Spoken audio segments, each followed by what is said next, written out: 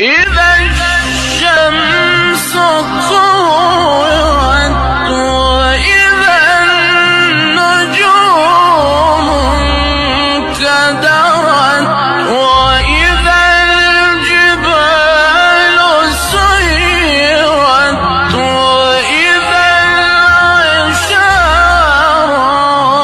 طلت وإذا